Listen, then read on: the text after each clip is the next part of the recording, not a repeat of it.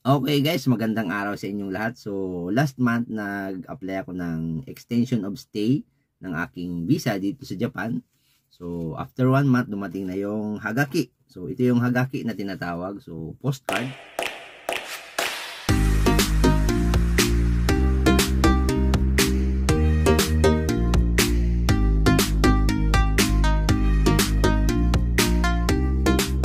Postcard. Nandito yung aking address. And then ayan yung address. And then yung address din ng immigration, Takasaki Immigration sa Takasaki branch. And then dumating na nga, ito yung dumating na notice ng aking application. So ito na yung application number Takasaki E-dash blah blah blah. So pwede ko na siyang kunin sa May 19 hanggang May 26. And then, tumaas yung bayad ng revenue stamp. Last year kasi, nung nag-renew ako ay, ano lang siya, yung seng or 4,000 yen lang. Ngayon, nagtaasan na yung mga revenue stamp. So, yung extension ng visa, rokseng na siya. So, 6,000 yen na. So, tumaas siya ng nising, tumaas ng 2,000 yen. So, nagmahalan na talaga yung mga bayarin ngayon. So, hindi lang bigas. Yung bigas, dumoble na yung presyo. So, pati yung mga taxes, yung mga tulad nito, stamp, revenue stamp, nagtaasan na rin. So, wala tayong magagawa. Talagang ganun. Tumataas yung mga bilihin kahit saan. Kahit sa Pilipinas, kahit sa ibang bansa, kahit dito sa Japan, talagang may inflation. So, wala tayong magagawa. Ganun talaga ang buhay. So, rokseng yung kailangan kong dalhin. So, yung mga requirements pala na kailangan dalhin para sa pag-claim ng panibagong visa. So, una ay yung passport and then yung lumang residence card, yung pa-expire na residence card. And then, pangatlo yung revenue stamp. And then, yung pang-apat, itong notice na to. Itong Hagaki na tinatawag. So, papakita lang to ng Hagaki tapos yung mga requirements. And then yung revenue stamp, nabibili yon sa post office. So bago kayo pumunta sa immigration, be sure na nakabili na kayo ng revenue stamp. Para pagdating nyo doon, dire-diretso na, ididikit nyo na lang yung revenue stamp doon sa papel para maklaim nyo yung panibagong residence card. And then, so pati yung sa permanent residency na pag nag-apply kayo, itchimang na yung bayad sa revenue stamp. And then, mayroon ditong missing na revenue stamp. Di ko alam kung para saan to. Okay. So, yun na yung mga presyo ng revenue stamp. So, next week, pupunta na ako doon para maklaim yung panibagong visa. And then, by the way, in-apply ko doon ay 5 years. Pero di ko sure kung ma-approve yung 5 years na yon. So, ngayon kasi ay 1 year lang yung visa ko. Ini-extend ko lang every year. So, ang hirap na mag-extend every year. So, papunta ron, 2 beses pupunta ron sa isang taon. Pag-apply and then pag-claim. So, 2 beses na mag-absent. So, sana na-approve yung 5 years. Or kahit 3 years man lang, sana na-approve. So, in-apply ko kasi 5 years. Pero, kahit hindi siguro 5 years, kahit at least sana 3 years yung visa na ibigay na sa akin. Kasi, lagi na lang 1 year eh. So, matagal na ako nag-ano. And then, ngayon ay, dahil CCN na ako, so, ini-expect ko na medyo tumaas na. So, ini-expect ko na siguro mga 3 years or kung pwede, 5 years para hindi na ako pabalik-balik every year. Okay, so, samahan nyo ko sa pagpunta sa immigration. Okay. Tomorrow for sure. Okay, dumaan ako guys dito sa post office. So, ayan yung post office.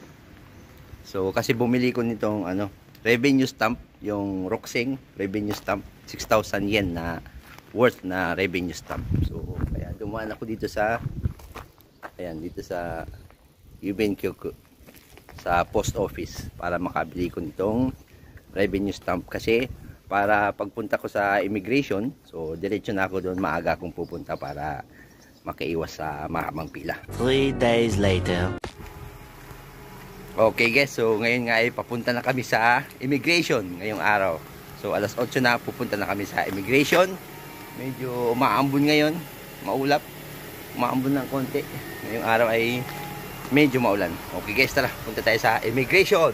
1 hour later. Okay guys, so nandito na kami sa Takasaki, pero ang daming tao dun sa immigration. Ang nangyari, hindi kami naka-parking doon. So mayroong binigay sa amin na papel, yung immigration, kung saan pwedeng mag-parking. Dito nga sa ilalim ng City Hall, building ng City Hall, sa ilalim mayroon silang parking. So dito kami pinapunta para mag-park. So ito yung pangalan ng parking niya, Daini Chika Chushajo. Yan. So kaya maglalakad muna ako papunta dun sa immigration office. And then yung mag-ina ko ay pinababa ko na dun para hindi na sila maglakad papunta ron, ako na lang maglalakad pagkatapos kong mag-parking. So nasa 8 minutes din na lakad to papunta dun sa immigration. So tara guys, let's go.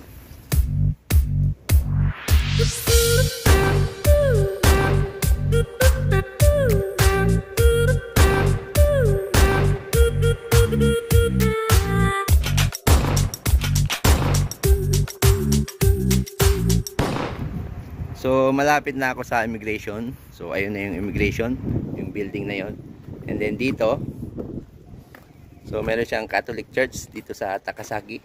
Sa harap niyan, andun na yung immigration. And then mayroon pala ditong pinakamalapit na Jido Hambaiki. Ayan. Ayun. May Jido Hambaiki doon. Ito na yung immigration building. Takasaki Immigration Building. So puno na, ang daming tao.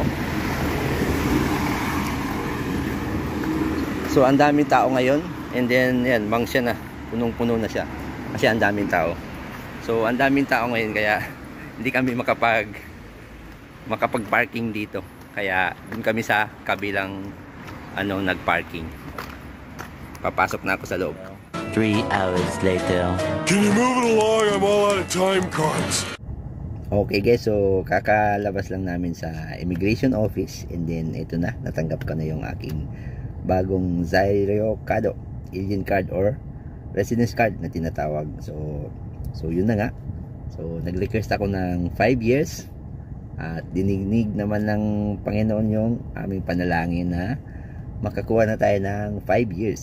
So mayroon na tayong 5 years. Nakabalik na yung 5 years na period of stay ko. Dati kasi yung pinakauna 5 years din yun. Then after nun, naging 1 year na lang dahil sa trabaho ko na contractual noong mga panahon na yon. And then ngayon naman na CCN na ako, ay nagtry ako ulit na mag-apply na yun na nga, dahil CCN na ako. And then mayroon pa akong mga reason na binigay dun sa immigration na kumbaga mga plano ko dito sa Japan. So nilagay ko din yun dun sa reason ko. So yun na nga. So yun na, binigyan naman ako ng 5 years na visa na. So 2025 ngayon nakalagay dito. And then 2030 na yung sunod na pag-renew ko. Pero after 2 years pwede na akong mag-apply ng permanent visa kasi 8 years na ako. And then 2 years na lang hinihintay ko para makapag-apply ng permanent residence dito sa Japan. So after 2 years tatry ko mag-apply. Pero sa ngayon, so yun na nga, nakabalik na yung 5 years na visa ko dito sa Japan, or yung period of stay na 5 years. Okay guys, kung bago na po kayo dito sa channel ko, pakiclick naman po yung subscribe button sa baba. At kung nagustuhan nyo po yung video na to, pakihit naman yung like button. And then i-share nyo na rin po ito sa iba. And then mag-comment po kayo sa comment section sa baba kung mayroon kayong mga katanungan or suggestions or kahit ano pa mang gusto nyo sabihin. Okay guys, hanggang sa muli. Thank you for watching. Bye bye.